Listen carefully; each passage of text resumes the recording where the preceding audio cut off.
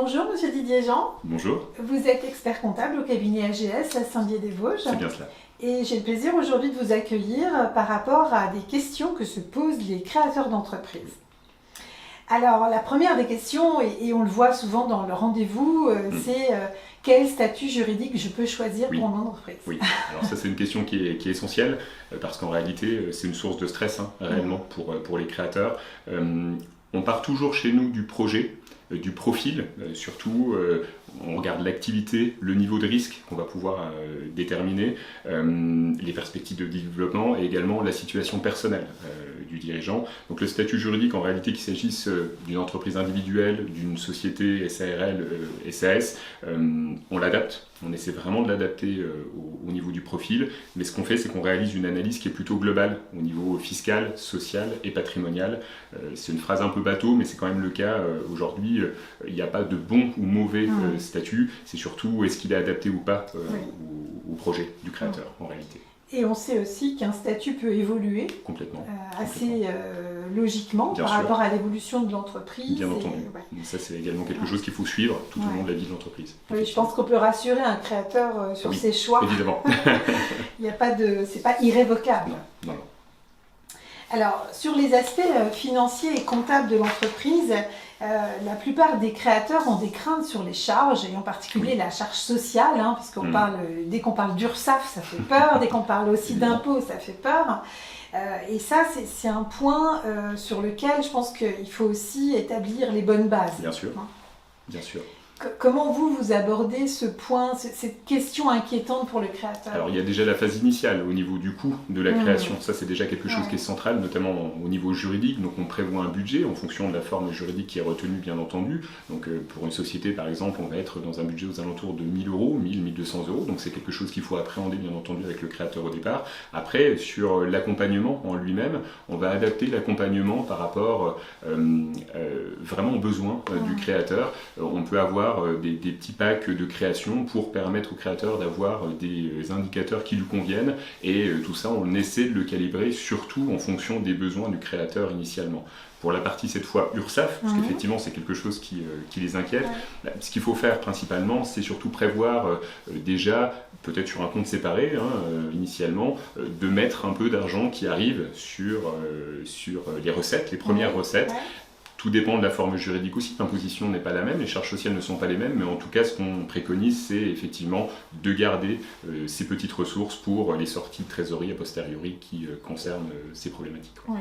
Alors c'est effectivement ce que je leur dis, c'est demander éventuellement au banquier l'ouverture d'un deuxième compte que j'appelle coffre-fort pour s'interdire d'aller chercher dessus quand on a de l'argent et que cette réserve va servir à payer les charges. C'est important. Oui, c'est important. Et d'autant plus si on est dans un régime réel. Bien sûr. Et j'ai encore eu le cas hier d'un chef d'entreprise qui se prend un gros rappel sur la fin d'année parce que son prélèvement de début d'année était beaucoup trop faible. Alors, ce qui peut se passer aussi, c'est peut-être trouver des sources au départ, c'est-à-dire vraiment définir un budget. On peut faire des revenus estimés, ce genre de choses, notamment pour les cotisations sociales, ce qui permet de ne pas avoir de grosses régularisations en fin d'année. Ça peut être quelque chose qui peut être jouable et être intéressant pour le créateur. Oui, c'est d'anticiper finalement. Complètement. C'est le maître mot. Donc ça, c'est votre travail aussi, de calibrer en fait les ressources qui seront à prévoir a posteriori pour pouvoir faire face à ces dépenses nouvelles. D'accord. Alors on entend beaucoup parler de la facturation électronique, ça peut faire peur à beaucoup d'entrepreneurs qui sont soit déjà en fonctionnement, soit qui vont démarrer. Est-ce que vous pouvez faire un point sur ce sujet? Alors la facture électronique c'est une réforme importante, c'est une réforme qui arrive à partir de l'année 2026, septembre 2026. L'obligation elle est déjà prioritairement dans la réception de ce genre de facture. La facture électronique c'est pas simplement une facture sous un format électronique, c'est un format avec des métadonnées derrière pour pouvoir notamment sécuriser le flux de la TVA au niveau de l'administration. L'obligation pour les entreprises de taille classique va intervenir, d'émission j'entends, va intervenir en septembre 2027 simplement. Donc on a encore un petit peu de temps, il ne faut pas se précipiter, la réforme n'est pas applicable à tous non plus, les textes sont assez clairs là-dessus, il y a des gens qui sont en dehors de ce scope de la réforme, ça va être à appréhender. Ce qui est central en revanche pour les personnes qui seront concernées, c'est d'avoir un logiciel de facturation qui soit compatible en faisant le choix d'une plateforme qui permette de réceptionner et d'émettre cette facturation électronique. Est-ce que ça représentera un coût supplémentaire? Parce que c'est une vraie question chez les entrepreneurs. C'est sûrement plus cher. Alors oui, alors on ne part pas de zéro, il ne faut pas comparer le zéro et le coût de la facture électronique, mais effectivement, il y a un coût pour le stockage de ces données, il y a un coût pour la conservation de ces données, l'hébergement de ces données. Donc nécessairement, aujourd'hui, les plateformes sont en train de construire leurs offres. À l'heure où on se parle, l'offre n'est pas clairement exposée, mais nécessairement, il y aura un coût administratif supplémentaire que les entreprises n'ont pas aujourd'hui, fatalement. Et donc, un micro-entrepreneur qui ne gère pas de TVA ne sera pas obligé... Pas concerné par le scope de la réforme, sauf mesures exceptionnelles qui seraient intégrées dans les projets de loi de finances à venir, mais à aujourd'hui, non. Ok, c'est souvent cette question qui revient, et c'est vrai que sur un budget micro, ça n'aurait pas de sens. Ça n'aurait aucun sens, et le coût serait bien trop important par rapport à l'activité économique. Oui, d'accord. On va les rassurer. On peut. Alors, il y a aussi une question qui revient régulièrement, c'est en entreprise individuelle, comment bien séparer finalement les revenus perso du revenu de l'entreprise? C'est assez simple, finalement, il y a une règle d'or, c'est vraiment avoir un compte bancaire professionnel pour bien scinder les choses. Ça évite souvent les écueils, de confondre un peu les dépenses pro et perso et autres. On centralise vraiment les recettes et les dépenses qui sont inhérentes à l'activité sur ce compte bancaire spécifique qui est dédié à l'activité, effectivement. D'accord. Alors, sur une société, c'est peut-être plus simple de différencier les choses, puisqu'on n'est pas censé prélever librement comme ça sur les comptes de l'entreprise. Mais toutefois, dans les statuts de URL, quand il n'y a pas de fiche de paye, par exemple, ou des SARL, il y a aussi quand même des actes qui doivent être posés là-dessus, je pense. Bien sûr. Alors, les dépenses, quand il y a des apports qui sont réalisés de la part de l'entrepreneur, ça transite par des comptes spécifiques, de comptes courants d'associés. Donc, effectivement, c'est un compte qui peut servir à réaliser des apports. En tout cas, c'est comme ça qu'on les identifie dans la comptabilité. Par contre, comme vous l'avez dit, effectivement, la possibilité n'est pas offerte à ce que, à l'inverse, la société prête de l'argent aux dirigeants. D'accord. Voilà. Donc on ne mélange pas les porte-monnaies. Pas du tout. Les poches sont bien séparées, effectivement. D'accord. Et du coup, quand on démarre une entreprise, pour vous, quels seraient les principaux indicateurs financiers qu'un entrepreneur devrait suivre dans son entreprise? Le premier, c'est la trésorerie. Ça, c'est clair. C'est le carburant aujourd'hui de l'entreprise. C'est hyper important. Je dirais qu'il y a le chiffre d'affaires, évidemment, également. Principalement, le chiffre d'affaires facturé et ou encaissé, il y a cette notion quand même qui est à prendre en ligne de compte, et puis le seuil de rentabilité, vraiment pour bien comprendre où on va pouvoir gagner de l'argent, bien structurer les choses, pour ensuite couvrir ses coûts et comment vendre son activité, que ça soit dans une activité de prestation de service ou encore bien dans une activité de négoce. D'accord. Donc ça, c'est des points que vous pouvez indiquer, où le chef d'entreprise peut le trouver, par exemple, parce que cette question du seuil de rentabilité, ça peut être complexe au démarrage. Moi, j'essaye de l'expliquer par rapport aux charges fixes, aux charges variables, parce que tout ça, c'est des mots et du vocabulaire nouveau pour l'entrepreneur. La plupart n'ont jamais baigné dans cet environnement. Donc on essaye de différencier déjà ça pour qu'ils comprennent l'évolution dans l'entreprise de ces niveaux-là. Comment vous pouvez leur permettre de trouver plus facilement ces indicateurs? C'est un accompagnement en réalité, c'est quand on les reçoit, on va définir vraiment les charges de fonctionnement qu'ils ont, les charges fixes qu'ils vont avoir, les charges variables également, et en fait on va réussir à trouver ce seuil de rentabilité à l'ouverture, qui va évoluer aussi dans le temps par rapport aux charges de la structure, donc tout ça on peut les accompagner en réappréhendant le fonctionnement basique qu'ils vont avoir pour pouvoir trouver ce seuil de rentabilité. Ok. Donc ça, c'est important effectivement qu'ils soient à l'aise, ne serait-ce qu'avec les termes et les montants. Bien sûr. On essaie aussi de faciliter les échanges en n'employant pas nécessairement des termes qui soient trop comptables ou bancaires, qui peuvent être compliqués à appréhender, mais vraiment en essayant de se mettre au niveau et pouvoir avoir un échange sur des choses très basiques. Le seuil de rentabilité, c'est quelque chose qui est appréhendé dans toutes les entreprises, mais c'est du très concret finalement. Donc voilà, c'est comment fonctionne l'entreprise. D'accord. Alors la TVA, c'est une grande question chez les entrepreneurs parce qu'on a quand même beaucoup d'entrepreneurs qui se disent je vais aller en micro-entreprise, c'est plus simple, je gère pas de TVA. Alors on ne regarde pas du tout le corps de métier, les implications, les impacts aussi sur les investissements. Et souvent, c'est après coup que se dit j'aurais peut-être dû prendre l'option TVA. Oui. Alors, grande question de la TVA. C'est en effet une question qui est centrale, réellement. Après, ne pas facturer la TVA, c'est vrai que de prime abord, ça peut paraître plus simple, mais ça empêche souvent de la récupérer aussi sur ses achats, sur ses investissements, malgré tout. Donc, dans certaines activités, comme vous l'avez dit, ça équivaut à payer plus cher.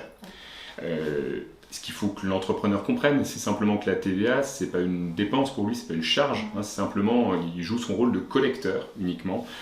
Et nous, notre rôle, c'est aussi de les éclairer pour qu'ils fassent des choix qui soient pérennes et durables sur cette partie TVA. Elle est centrale, cette question. Alors c'est vrai que moi, en tout cas cette année, je vois pas mal de personnes m'interroger sur ce point-là. Oui. Alors avec des situations diverses, la réponse elle est souvent non, restez dans votre régime micro parce que ça serait beaucoup trop impactant pour leur clientèle en tout cas, parce que quand on a des clients particuliers ça pose quand même problème. Par contre effectivement avec une clientèle de professionnels, la question se pose, réellement, oui, effectivement, et chaque besoin aussi est différent, mais vous avez raison, la typologie de la clientèle elle est centrale en fait dans la question de la TVA. On peut totalement effectivement rester en micro-entreprise et être assujetti à TVA parce qu'on travaille avec des clients qui sont professionnels.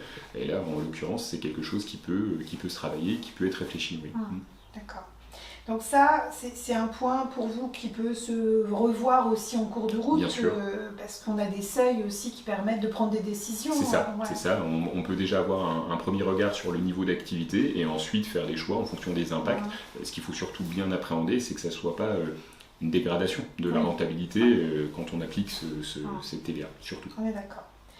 Alors, il y a la question on l'a un peu abordé tout à l'heure avec l'URSSAF, mais il y a aussi la question des impôts, parce que mine de rien, avec même des micro-entreprises, les impôts viennent par là aussi, et c'est normal, je veux dire, il y a un revenu d'activité. Et certains chiffres d'affaires vont provoquer quand même des sommes d'impôts assez conséquentes. Et ça, c'est très mal anticipé chez les créateurs d'entreprises, quel que soit le statut d'ailleurs, parce qu'il y a un impact fiscal, que ce soit pour la société ou pour l'entreprise individuelle. Comment vous les abordez, ces questions fiscales avec le créateur ? C'est très, très concret, c'est-à-dire que quand on réalise le business plan, c'est à ce moment-là où on va évoquer les différents impôts déjà pour voir... à quel impôt ils sont assujettis, concernés, pas concernés, pour pouvoir mettre des montants sur des activités. Et c'est en fonction de la détermination du budget prévisionnel qu'on va pouvoir établir un peu un budget impôt pour que le créateur, lui, il ait une idée déjà de ce qu'il va payer et quel impôt le concernera. D'accord. Donc ça, c'est au démarrage. Oui. Ouais.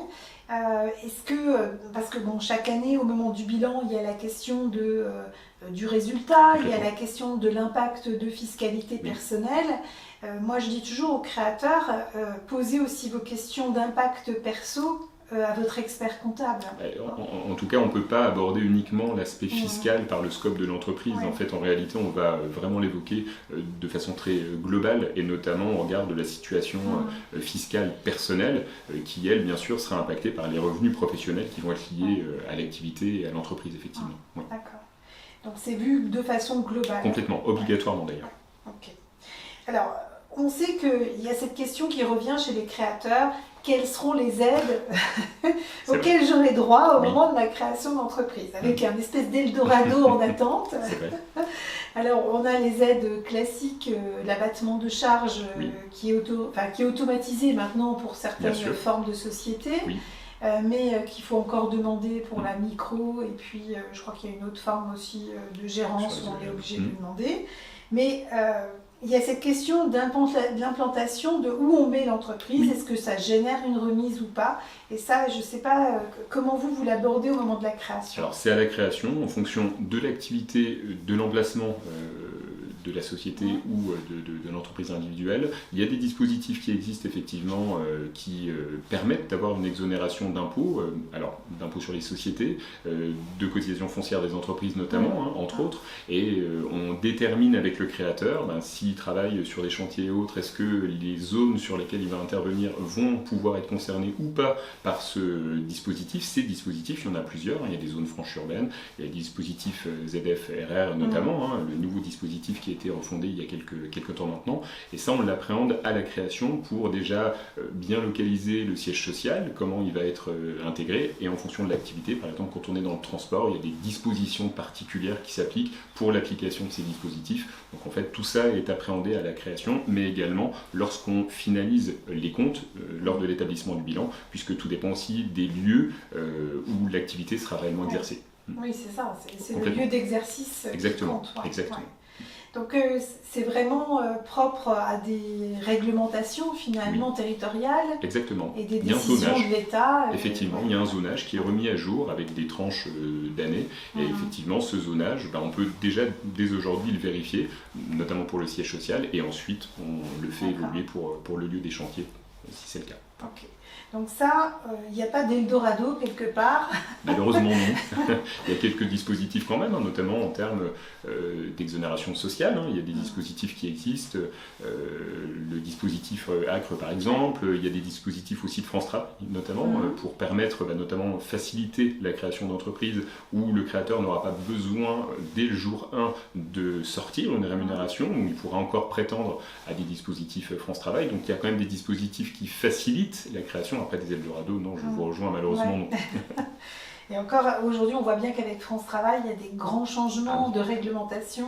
Depuis avril 2025, il y a une vraie réforme qui a eu lieu effectivement qui restreint un peu les conditions d'accès, effectivement. En tout cas, qui complique un peu l'accès à ces dispositifs. Alors on aborde la question plus de l'organisation de l'entrepreneur et de la relation qu'il va instaurer avec vous dans cette organisation. Quel conseil vous apportez à un créateur sur ce plan-là ?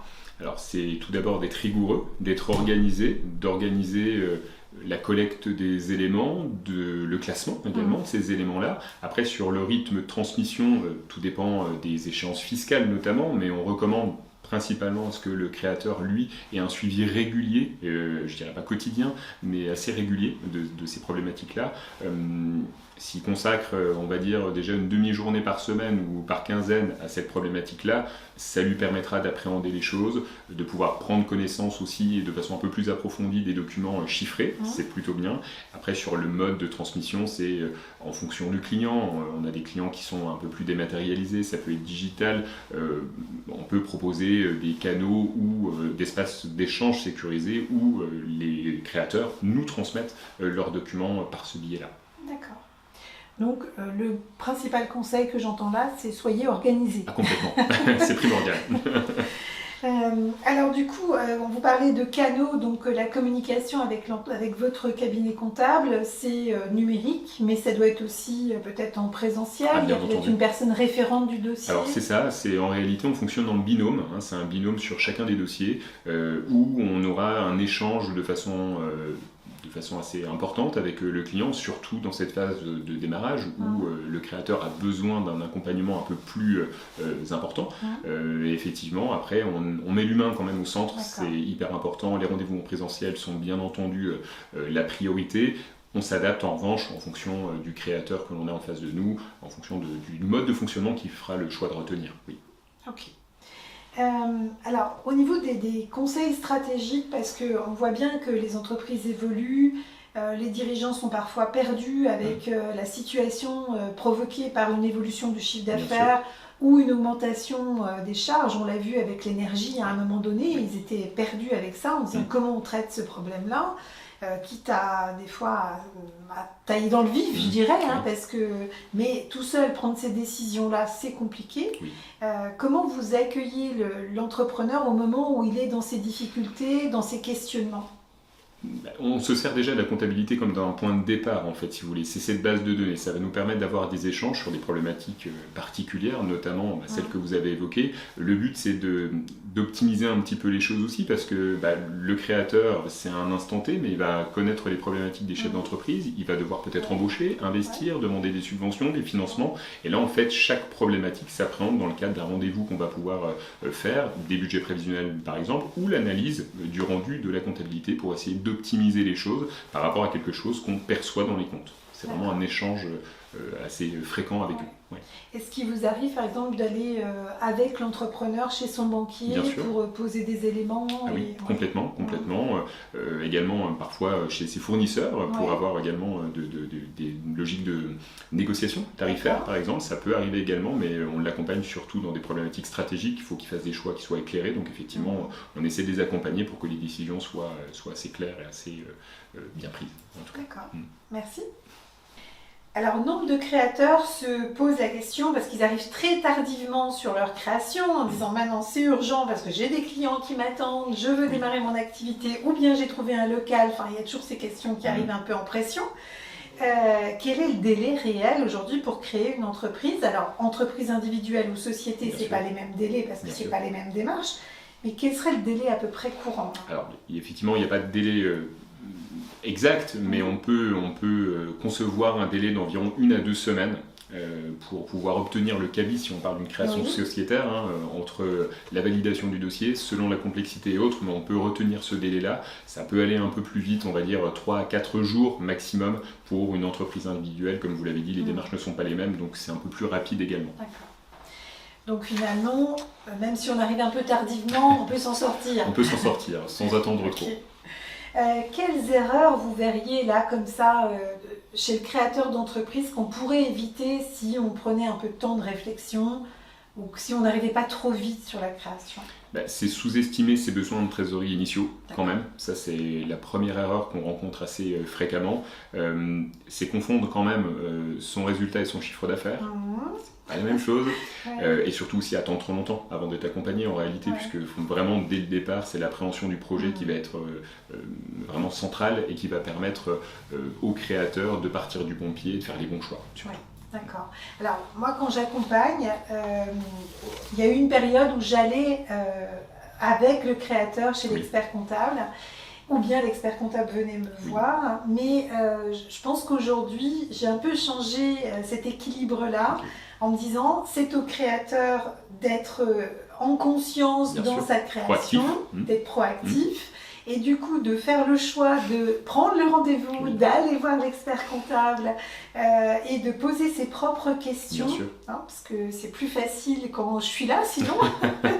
et du coup, je pense que c'est aussi ça, de créer le lien partenarial avec son expert comptable, de sentir qu'on est au bon endroit, qu'on va être bien accompagné, et que surtout, dans l'évolution de l'entreprise, on va pouvoir être suivi. Compter sur une présence, avoir un suivi, effectivement, ça complétera également tout l'accompagnement, la phase d'accompagnement que vous avez pu appréhender aussi avec le porteur de projet. C'est quelque chose qui est primordial, cet accompagnement initial, et il permet aussi d'être changeant et de se développer au fur et à mesure du développement de la structure, effectivement. Et c'est très complémentaire, je pense. Bien sûr. Il y a cette phase de réassurance sur le projet, et puis vous derrière... D'appréhension du projet aussi pour le créateur, c'est important. C'est important. Ok. En tout cas, merci beaucoup pour ce temps d'échange. Merci à vous. Je pense qu'on aura répondu à pas mal de questions de créateurs. C'est parfait. Et puis, ils retrouveront les coordonnées de votre cabinet sur cette vidéo. Très bien. Merci à vous.